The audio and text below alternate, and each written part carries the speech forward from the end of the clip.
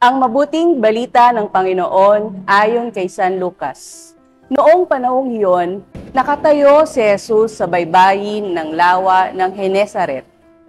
Pinagkalipunpunan siya ng napakaraming tao na ibig makarinig ng salita ng Diyos. May nakita siyang 2 bangka sa baybayin. Nakalunsad na ang mga mangingisda at naguhugas ng kanilang mga lambat. Lumulan siya sa isa sa mga bangka at hinilin kay Simong may-ari nito na ilayo ng kaunti sa tabi. Naupo siya sa bangka at nangaral sa mga tao. Pagkatapos niyang magsalita ay sinabi niya kay Simon, "Pumalaot kayo at ihulog ang mga lambat upang manghuli." Sumagot si Simon, "Guro, magdamag po kaming nagpagod at wala kaming nahuli. Ngunit dahil sa sinabi ninyo, ihuhulog ko ang mga lambat." Gayon nga ginawa nila at sa dami ng kanilang huli ay halos magkansisira ang kanilang mga lambat.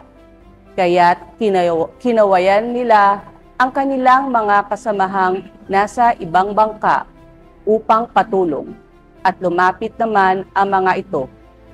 Napuno ang 2 bangka na halos lumubog. Na makita iyon ni Simon Pedro, siya'y nagpatira pa sa paanan ni Jesus at nagsabi, "Lumayo po kayo sa aking Panginoon, sapagkat ako'y makasalanan." Nang gilala siya at ang kanyang mga kasama, dahil sa dami ng kanilang huli, gayon din sina Santiago at Juan, mga anak ni Zebedeo, na mga kasosyo ni Simon. At sinabi ni Jesus kay Simon, "Huwag kang matakot.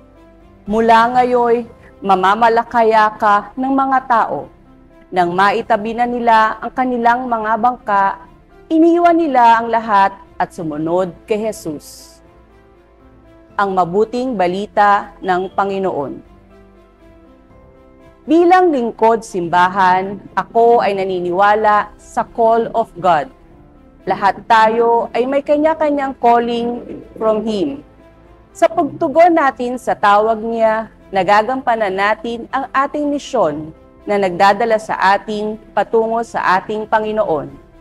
Upang magampanan natin ito, kailangan ng buong pusong paglilingkod. Sa paglilingkod na ito ay pinagpapala niya tayo, tulad ng ginawa ni Jesus kila Simon Pedro. Manalangin po tayo. Panginoon ko, maraming salamat po sa pagbibigay mo ng pagkakataong maglingkod sa iyo. Gabayan ninyo po ako na magampanan ko ng maayos at naaayon sa iyong kalooban ang tawag mong ito sa akin.